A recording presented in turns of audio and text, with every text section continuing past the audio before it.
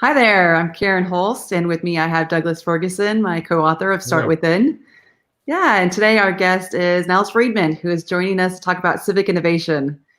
Niles has managed or advised both in the public and private sector, within the U.S. and internationally. He has an extensive background and experience in creating technology and innovation capacity within federal government, and that's all the way down to state and local agencies as well.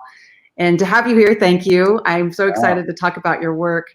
To kind of great to kick be it here. off, Yeah. yeah, thanks. To kick it off, I would love, for an audience that works within the private sector and maybe civic innovation, that word, it has a lot of weight. What does that mean?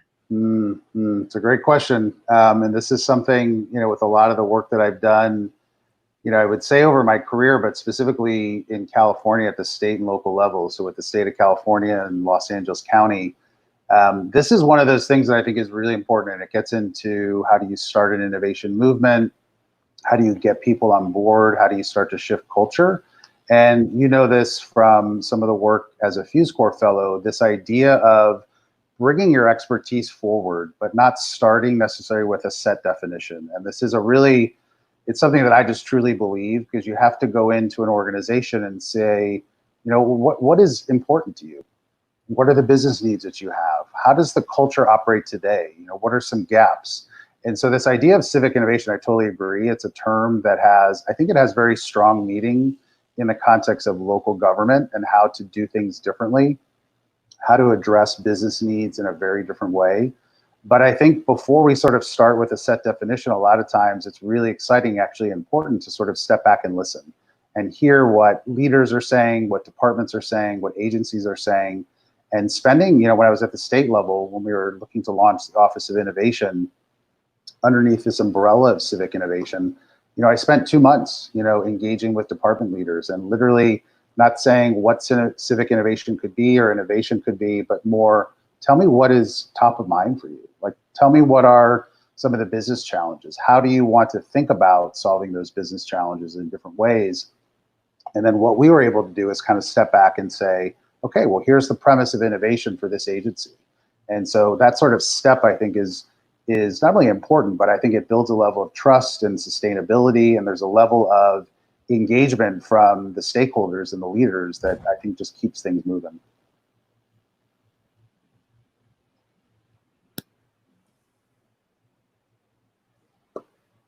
Ooh, I can't hear you.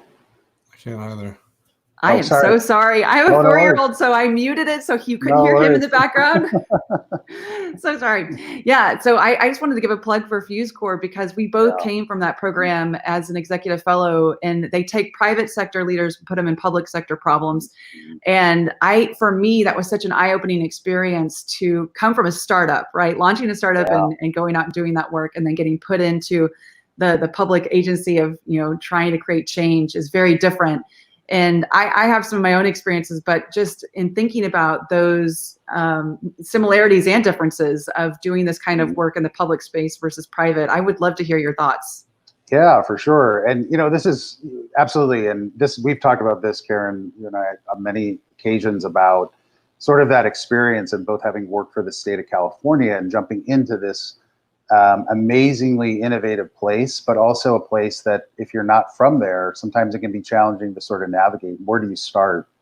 But what's interesting, and I've had time to sort of reflect on this, even going back to my days in management consulting, some of the approaches that consulting firms were taking when I worked there was about launching new products, launching new service delivery models, engaging with partners in a different way, and then coming back to your sort of core team and saying, hey, what worked, what didn't, what products are resonating, and then adjusting and sort of then going back out to the market with a new approach. So the term iteration was not really used, but it gets into that space of putting something out there, doing it in a deliberate and effective way, testing it, and then seeing what works, and then coming back to the table and continuing to iterate on it. So when I worked in the private sector, that was sort of a fundamental. It was funny, we didn't really even talk about it, but it was through the lens of product development, business development, service delivery. When I worked for a startup that was based in South Africa, we were doing a lot of work around health system strengthening and building capacity in health systems to support the HIV positive population in South Africa. We were taking a very similar approach as well. We had this pool of funding from USAID and PEPFAR, and we were trying to go out into different regions at a local level of government through these partnerships and trying to figure out what is going to resonate most with that jurisdiction, with that province, with that district, and then adapt an approach that is truly custom to the needs of their specific population. So you could argue that's product testing, right, in some way, shape, or form. So there was definitely kind of this theme from private sector management consulting to a startup, and then now working more primarily in the public sector solely.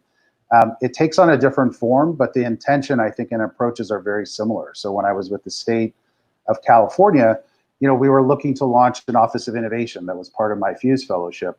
But one of the things that I was working with the undersecretary at the time on was this idea of innovation use case teams. And this was about like showing how it could be done through 3 to 6 month projects that were entrenched in business needs across departments, and then working with department teams to basically deliver against what we were intending to accomplish. So again, you could argue that's a bit of product testing, service testing, right? But in the public sector, it's really about, at the core, getting into the organization, asking the right questions, listening, coming back to them with your ideas of what we could do as part of this use case team model, and then truly getting into the delivery, because the delivery is really where then you start to see a shift in culture. You start to see a shift in demand.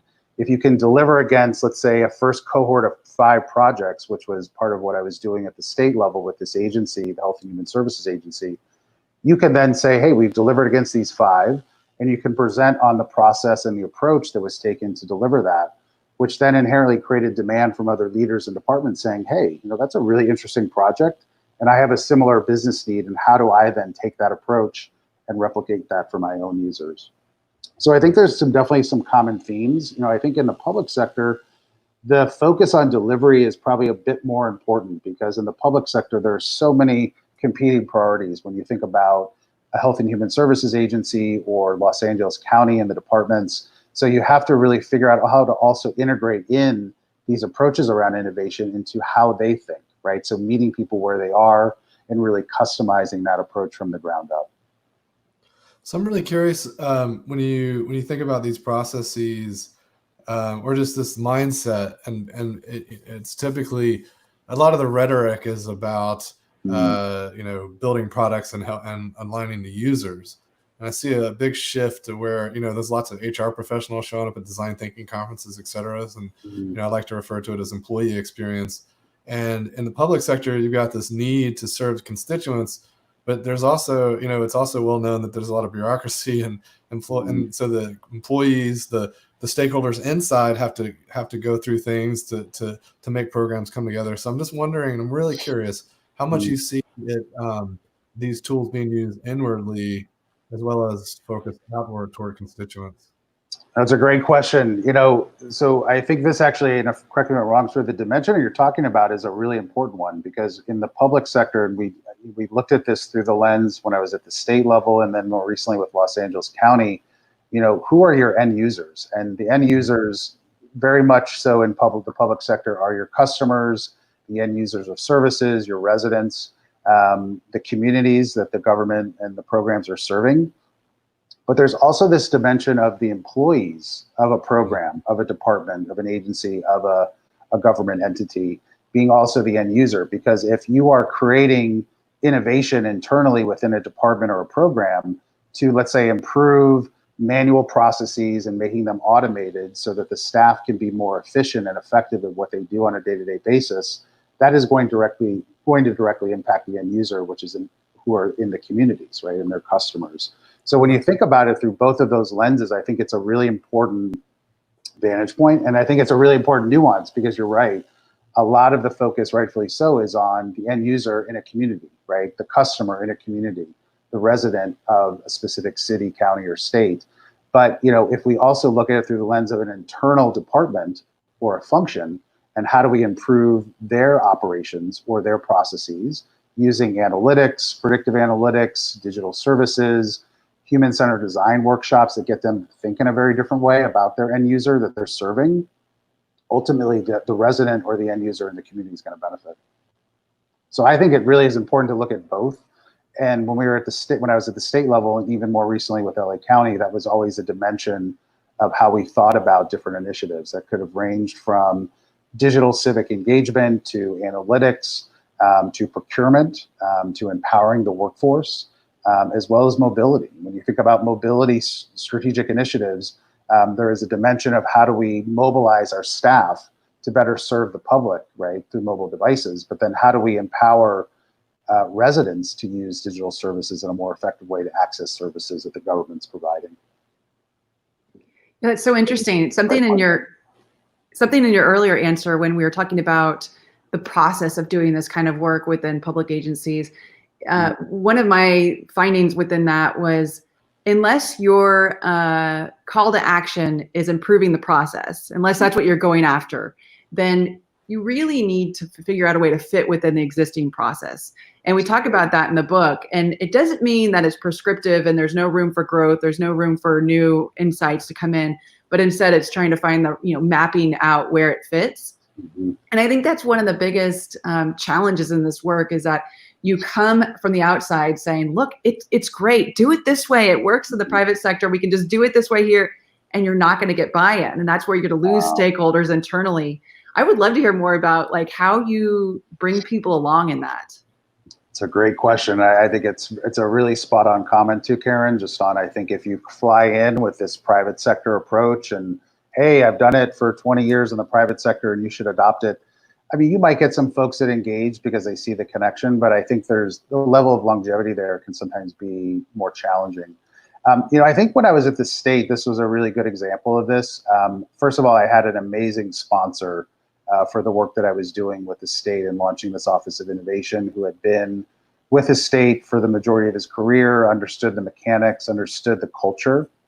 So for my ability as a Fuse Fellow to drop in for a year and figure out how to navigate the departments, I was very much reliant on Mike Wilkening, who was the undersecretary at the time, to help navigate that. So that was kind of foundational to a lot of this work. But I think what really, to your point of how do you get that level of buy-in, is listening, literally listening to the leaders, listening to the managers, listening to the teams, and hearing what they're saying without your bias of what you think innovation is about. And then formulating what we did with these use case teams was driving process improvement, service delivery, adoption of digital services, using analytics in different ways that they could then see how that would impact not only their job directly, but the customers and the residents that they were serving, or the public that they were serving. But what was really important too was we had to deliver. And so when we had these scopes of work, we didn't think of them through the lens of multi-year. They were very tailored to 3 to 6 months. We wanted them to engage in sort of rapid fire sprints. And so it created a different experience. It felt, I think, very empowering to them, because we were creating this environment where they could test and iterate and change sort of the scope based on feedback they had received. And it was truly an environment that allowed them to really just think very differently and act very differently about service delivery. So I think this other dimension was, once you've delivered, then how do you communicate? And so we had this whole delivery summit structure where the teams were presenting to senior leadership on a monthly level about what they were doing, what were the challenges, what were some of the failures, what were some of the successes. And so the leadership could see this process and how these teams were mobilizing, which then started to create demand. The leaders were saying, oh, interesting, tell me about that data matching project. Tell me about how you were able to change procurement processes to get a digital app into your department in 3 months. And so the demand started to build on itself, which then turned into new cohorts of use case teams. So we had a second and a third and a fourth cohort. And so with each of those cohorts, you had business needs, you had a focus on delivery, you created a safe environment for people to innovate and iterate on what they were doing. And then we had this communication approach, which allowed the larger agency, even if you weren't participating, to sort of see what was actually happening. And I think that kind of gets to your adoption question of different phases of people that will engage. You're going to have those early adopters, and then people in sort of a second wave are going to say, oh, that really went really well. I've engaged. I see the potential for my department. and then you have a third and a fourth. And I think keeping that communication across all those stakeholders was another huge dimension of where we started to see buy-in.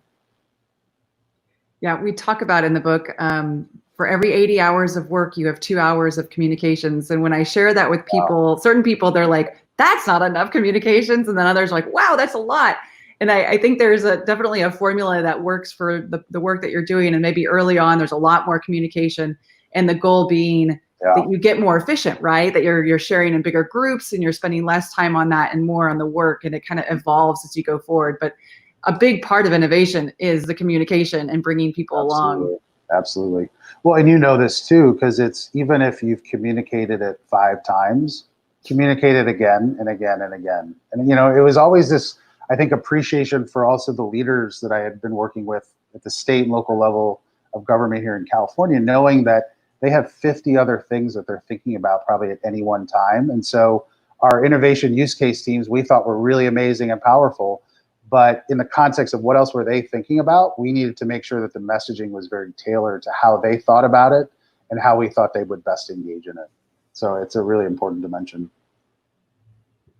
Excellent. Well, Niles, it's just making sure that we keep track of time here. Oh, sure. I'd say it's been a real pleasure chatting with you, especially hearing about the importance of listening. As a professional facilitator, that really struck home to me, and it made me think. There's all this advice about if you want to be a good leader, you should read a lot, and it just, as you were talking, it just struck me as like leaders need to listen more, and to your point around communicating and sharing the narrative, those things are we're going to be much better at those if we listen a lot. So really great points.